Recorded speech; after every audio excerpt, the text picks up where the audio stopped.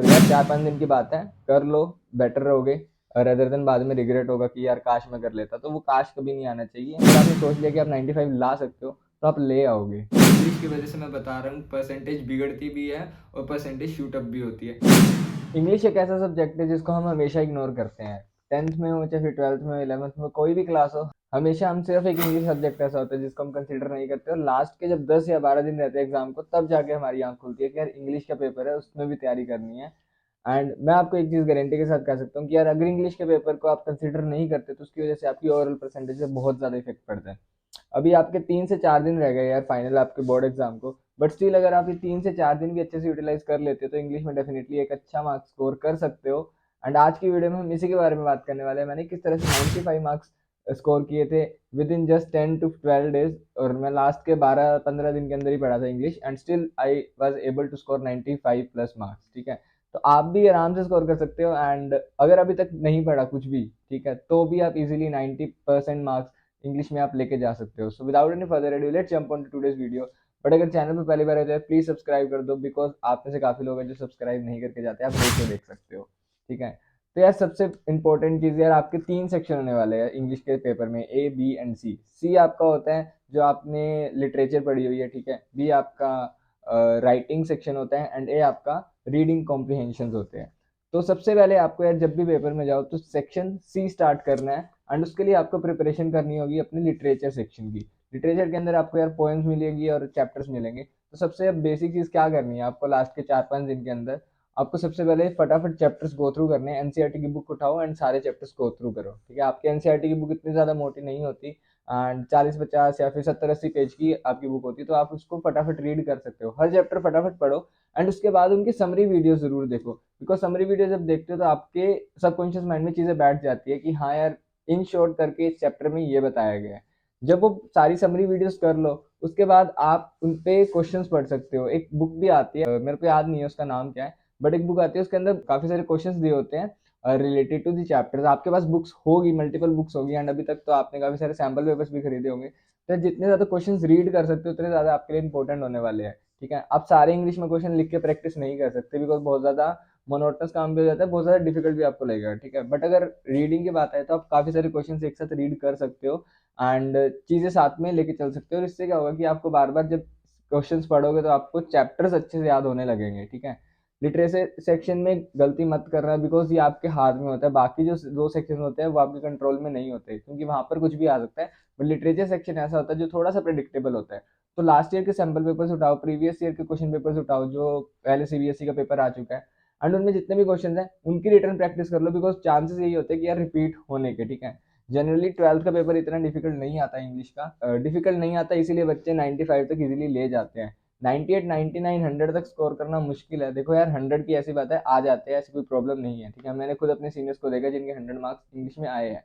ठीक है, तो 100 आप अचीव कर सकते हो, बट अब अगर आपने ज्यादा कुछ पढ़ाई नहीं की तो 90% और 95% तक पहुंचना बिल्कुल आसान है। ठीक है, इतनी ज्यादा मुश्किल नहीं होती अगर आपकी बेसिक इंग्लिश काफी सही है। ठीक है, तो अगर आपको लिखना ढंग से आता है तो आप इजीली स्कोर कर जाओगे। तो सबसे इंपॉर्टेंट चीज तो यार लिटरेचर सेक्शन के अंदर यही है कि आप समरीज पढ़ो, एंड चैप्टर जितना जल्दी हो सके गो थ्रू करो। पोएम्स के जितने ज्यादा क्वेश्चंस पढ़ सकते हो, बिकॉज पोएम के अंदर थोड़ी सी टेक्निकलिटी आ जाती है, आपको एक्सप्लेन करनी होती है चीजें। चैप्टर्स में आप फिर भी बना के लिख सकते हो, बट पोएम के अंदर एग्जैक्ट मीनिंग लिखना होता है, तो उस पर आपको क्वेश्चन ज्यादा से ज्यादा पढ़ने होंगे। यूट्यूब पे इतने सारे लेक्चर्स मिल जाएंगे, इतने सारे शॉर्ट वीडियोस मिल जाएगी, इतने सारी वन शॉट वीडियोस मिल जाएगी, इतनी सारी समरी वीडियोस मिल जाएगी, उनका यूटिलाइज करो अगर आप किसी ट्यूशन पे नहीं जा रहे। ठीक है, और ये सबसे गोल्डन पीरियड है जब आप मैक्सिमम आउटपुट लेके जा सकते हो, बिकॉज जो लास्ट के 15-20 दिन होते हैं और लास्ट के 3-4 महीने होते हैं, अगर आप प्रिपरेशन कर लेते हो ढंग से लास्ट के 10-12 दिन, तो वो पिछले 3 महीने की प्रिपरेशन को टक्कर दे सकती है। अब ऐसा नहीं है कि यार जो बंदा स्टार्टिंग से पढ़ के आ रहा है उसके बराबर पहुंच जाओगे, ऑफकोर्स उसके कॉन्सेप्ट ज्यादा स्ट्रॉन्ग होंगे आपसे, बट स्टिल आप एक अच्छे स्कोर पर पहुंच सकते हो। ठीक है, अगर आप 70-80 पर लाई कर रहे हो तो स्टिल अगर आप 10-12 दिन अच्छे से कर लेते हो तो 90-95 तक पहुंच जाओगे। ठीक है, बट जो लास्ट 3 से 4 महीने तक कर रहे हो वो ऑलरेडी 95 तक पहुंच चुके हैं, तो उसको मेहनत करनी है 95 से 100 तक जाने की। ठीक है, तो लिटरेचर सेक्शन इस तरह से करना है, ज्यादा से ज्यादा आपको मॉक सैंपल पेपर वगैरह करने हैं, एंड रिटर्न प्रैक्टिस अगर कर सकते हो तो वेल एंड गुड है। मैं लास्ट में बताता हूँ कि आपको कितने सैंपल पेपर्स करने हैं। ठीक है, बट अगर अभी तक वीडियो देख रहे हो तो प्लीज लाइक कर दो वीडियो को, एंड ये दोस्तों के साथ वीडियो जरूर शेयर कर दो, बिकॉज बहुत ज्यादा हेल्पफुल होने वाली है। तो मैंने तो यही किया था, एंड जितने ज़्यादा समरी वीडियोस देख सका तो मैंने सारी समरी वीडियोस देखी, एंड सारी क्विक नोट्स बना लिए, शॉर्ट नोट्स बना लिए, जो जो मेन इंपॉर्टेंट चीज़ है। और थोड़े बहुत करेक्टर स्केच भी आप इंक्लूड कर सकते हो, जो आपको लग रहा है कि प्रिडिक्टेबल है, प्रीवियस ईयर के सैम्पल पेपर से उठा के आपको आइडिया लग जाएगा कि ये करेक्टर स्केच पूछा जा सकता है, तो उसके बारे में थोड़ी बहुत चीज़ें पढ़ सकते हो, ठीक है। जनरली कैरेक्टर स्केच मैंने तो देखा नहीं है, अगर आता भी है तो यार और में आप स्किप कर सकते हो, बट स्टिल थोड़ा सा लेके चल सकते हो बिफोर एंड, ठीक है। उसके बाद सेक्शन बी की बात करते हैं। सेक्शन बी होता है राइटिंग सेक्शन, ठीक है। तो उसके अंदर आपको यार ज्यादा फोकस किस चीज पे करना है, एक तो फॉर्मेट पे। अगर आपका फॉर्मेट सही है तो यार फॉर्मेट के नंबर नहीं कटने वाले। मोस्ट ऑफ द केसेस में क्या होता है कि बच्चे फॉर्मेट भूल जाते हैं, डेट ऊपर लिख दी या डेट नीचे लिख दी, सब्जेक्ट लाइन ऊपर नीचे लिख दी, ठीक है। तो वो चीज गलती मत करना। इससे लिए क्या करो यार, सिर्फ 6-7 टॉपिक्स होंगे मेरे को लगता है, उससे ज़्यादा आपके नहीं होने वाले। तो 6-7 टॉपिक्स के 6-7 पेज पर आप फॉर्मेट्स बना लो पहले ही, ठीक है। 3-4 बार प्रैक्टिस करोगे तो आपको पता लग जाएगा कि यार किस चीज़ के अंदर कैसा फॉर्मेट जाना है, ठीक है। अगर नोटिस राइटिंग, एडवर्टाइजमेंट वगैरह, तो उनके फॉर्मेट्स देख लो, फॉर्मेट्स में गलती बिल्कुल भी मत करना। एंड सेकंड चीज़ आती है उसका इंट्रो और उसका कंक्लूजन। देखो जितने ज़्यादा आप वो पढ़ोगे ना, आर्टिकल्स वगैरह या फिर स्पीच का फॉर्मेट हो गया या फिर नोटिस का फॉर्मेट हो गया, उनके अंदर कुछ लाइन स्टार्ट जो स्टार्टिंग की लाइन होते हैं ना, वो काफ़ी ज़्यादा अट्रैक्टिव होती है, काफ़ी ज़्यादा उसके अंदर वोकेबलरी अच्छी होती है। तो उनको कंसीडर करो। जो रिपीटेड चीज़ है, जो जेनरिक चीज़ है, जो आप इंक्लूड कर सकते हो हर चीज़ के अंदर, उन चीज़ों के बारे में थोड़ा सर्च आउट करो। चैट जीपीटी का भी आप यहाँ पर यूज़ कर सकते हो। हमारे टाइम पे चैट जीपीटी नहीं था, बट आप इस एआई टूल का यूज़ कर सकते हो एंड जाके सर्च आउट कर सकते हो कि इंट्रो में क्या लिख सकते हैं, आउटर में क्या लिख सकते हैं, जिससे एक होलसम स्पीच या फिर आर्टिकल या फिर नोटिस राइटिंग हो सके, ठीक है। और इन जनरिक पूछ सकते हो कि इन जनरल जो हर चीज़ में चल सके, तो वहाँ से आप कुछ कीवर्ड्स उठाओ, अच्छे अच्छे वोकैबुलरी वाले वर्ड्स उठाओ, जो एक इंप्रेशन बनाए एग्जामिनर पे एंड आपको वो फुल मार्क्स देने के लिए मजबूर हो जाए। अब जो बीच का पार्ट होता है उसमें थोड़ा बहुत नॉर्मल चल जाएगा, बट स्टार्टिंग का और एंडिंग का पार्ट होता है वो बहुत ज़्यादा क्रूशियल होता है राइटिंग सेक्शन के अंदर। एंड आपका तीसरी चीज़ है फॉर्मेट। अगर ये सब चीज़ें सही करके आते हो तो डेफिनेटली आपके पूरे नंबर आ जाएंगे राइटिंग सेक्शन में, नहीं कटने वाले, ठीक है। बस आपको क्या करना है कि मिस्टेक नहीं करनी, कटिंग्स नहीं करनी फालतू की, और नीट एंड क्लीन जितना पेपर रख सकते हो उतना ज़्यादा आपके लिए बेटर रहने वाला है, ठीक है। तीसरी चीज़ आती है आपका रीडिंग कॉम्प्रीहेंशन। अब पेपर के अंदर ऐसा नहीं है कि यार जब जैसे पेपर आपको मिलेगा तो आपको रीडिंग कॉम्प्रीहेंशन से स्टार्ट करना है। आप स्टार्ट करो सेक्शन सी से। सेक्शन सी इसलिए इंपॉर्टेंट है बिकॉज आपने वो पढ़ा हुआ है यार, आपको पता है, ठीक है, कि आपको कॉन्टेक्स्ट पता है कि लिखना क्या है। बट सेक्शन ए और सेक्शन बी होता है जिसके अंदर आपको थोड़ा सोचना पड़ता है। तो पहले जो चीज़ माइंड में है उसको निकाल के साइड कर दो, ताकि बाद में जब आप प्रेशर के अंदर हो तो वो सेक्शन खराब ना हो, ठीक है। सेक्शन सी सबसे पहले अटेम्प्ट करना है, उसके बाद सेक्शन बी और सेक्शन ए में आपकी चॉइस है, आपको जो मर्जी, जिस मर्जी के साथ जाना हो उसके साथ जा सकते हो, ठीक है। अगर आपको टॉपिक इजी लग रहा है तो सेक्शन बी उठा लो, और पैराग्राफ कॉम्प्रिहेंशन इजी लग रहा है तो आप सेक्शन ए उठा सकते हो। अब रीडिंग कॉम्प्रिहेंशन के अंदर क्या करना है यार, सबसे पहले क्वेश्चंस पढ़ने होते हैं, ठीक है। बहुत बच्चे गलती करते हैं, ये बिजनेस स्टडीज के अंदर भी है। आपको सबसे पहले केस स्टडीज के क्वेश्चंस पढ़ने होते हैं, देन केस स्टडी पे जंप करना होता है। And same goes with the reading comprehension, आप पहले क्वेश्चंस पढ़ो, उसके बाद रीडिंग कॉम्प्रिहेंशन पे जंप करो। बिकॉज डायरेक्टली अगर आप रीडिंग कॉम्प्रिहेंशन पढ़ोगे ना तो आपके दिमाग में 100 चीज़ें चल रही होगी, बट अगर आप पहले क्वेश्चंस पढ़ लोगे तो उसके बाद स्ट्रक्चर्ड चीज़ें हो जाती है कि यार मुझे इस इसके बारे में पैसेज के अंदर ढूंढना है, तो वो आपके लिए ईजी बना देते हैं, फिल्टर आउट हो जाती है चीज़ें। तो सबसे इंपॉर्टेंट चीज़ है पहले आपको क्वेश्चंस पढ़ने हैं एंड फिर उन क्वेश्चंस को सर्च आउट करना है पैसेज के अंदर। सिंपल चीज़ है कि पहले क्वेश्चंस पढ़े, उसके बाद 5 या 10 मिनट के अंदर आपने फटाफट एक बार रीडिंग कॉम्प्रिहेंशन पढ़ा, कि आपको ओवरव्यू मिल गया कि कॉम्प्रिहेंशन में है क्या। उसके बाद जो क्वेश्चंस पढ़े उससे रिलेटेड चीज़ें ढूंढना स्टार्ट करो, ठीक है। एंड फिर उसके बाद टू द पॉइंट आंसर लिखो, ज़्यादा एक्सप्लेन नहीं करना होता पैसेज के अंदर। जो लाइन आपको पैसेज के अंदर दी हुई है वही डायरेक्ट उठा के लिखनी होती है, थोड़ा बहुत आगे पीछे ऐड ऑन कर सकते हो, बट ऐसा नहीं है कि अगर 2 लाइन पैसेज के अंदर आप उसको बढ़ा चढ़ा के 5 या 6 लाइन के अंदर लिख रहे हो तो एग्जामिनर कट कर देगा, ठीक है। तो ज़्यादा होशियारी नहीं दिखानी है रीडिंग कॉम्प्रिहेंशन में, जितना पूछा गया उतना बताओ, फालतू में अपना ध्यान देने की जरूरत नहीं है, बिकॉज नंबर नहीं मिलेंगे, नंबर कट जाएंगे। तो जितना टू द पॉइंट लिख सकते हो उतना ज़्यादा बेटर रहेगा। मतलब कि जो मेजर मेजर कीवर्ड्स वगैरह है वही उठा के लिखो, अपनी तरीके से लैंग्वेज चेंज मत करना पैसेज में, ठीक है। बिकॉज जो पैसेज में लिखा है आपको वही शो करना है। तो रीडिंग कॉम्प्रिहेंशन इस तरह से आपको अटेंड करना है। राइटिंग सेक्शन में मैंने आपको चीज़ें बता दी जो आपको कंसीडर करनी है, और लिटरेचर सेक्शन के अंदर आपको समरीज वगैरह बनानी है, आपको और आपको मॉक पेपर्स की प्रैक्टिस करनी है।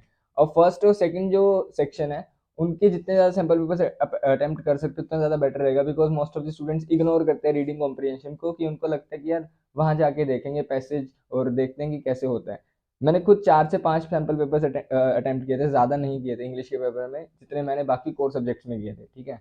तो मैं आपको प्रेफर ये करूँगी यार 10 सैम्पल पेपर्स कम से कम निकाल लेना, ताकि आपको आइडिया लग जाए। 10-15 आप पैसेज करके जाना एंड 10-15 आप आर्टिकल्स वगैरह वो जो सारे टोटल मिला के वो लिख के जाना, ताकि आपको आइडिया रहे कि जाते ही आपको स्टक ना हो कि यार लिखूँ क्या, स्टार्ट कैसे करूँ? तो वो चीज़ मत आने देना, उसके लिए आपको रिटन प्रैक्टिस करनी पड़ेगी, ठीक है? और यार 4-5 दिन की बात है, कर लो, बेटर रहोगे रेदर देन बाद में रिग्रेट होगा कि यार काश मैं कर लेता, तो वो काश कभी नहीं आना चाहिए। और सिंपल सी चीज़ है यार, अगर आपने सोच लिया कि आप 95 ला सकते हो, तो आप ले आओगे, ठीक है? थोड़ा-सा सेल्फ बिलीफ रखना पड़ेगा एंड आई नो प्रेशर बहुत होता है, बट सबसे बढ़िया चीज़ क्या होती है इंग्लिश के पेपर में कि इंग्लिश का पेपर जल्दी पूरा हो जाता है, ठीक है? आपको 2 एंड हाफ आवर्स के अंदर ऑलमोस्ट पेपर कंप्लीट हो जाता है, तो आपको आधा घंटा आराम से मिलता है लास्ट में। तो जल्दबाजी मत करना, जितना नीट एंड क्लीन पेपर आप बना सकते हो, उतना ज़्यादा नीट एंड क्लीन रखना। जितने ज़्यादा पेंसिल वगैरह यूज़ करके बॉक्सेस वगैरह बना सकते हो, ठीक है?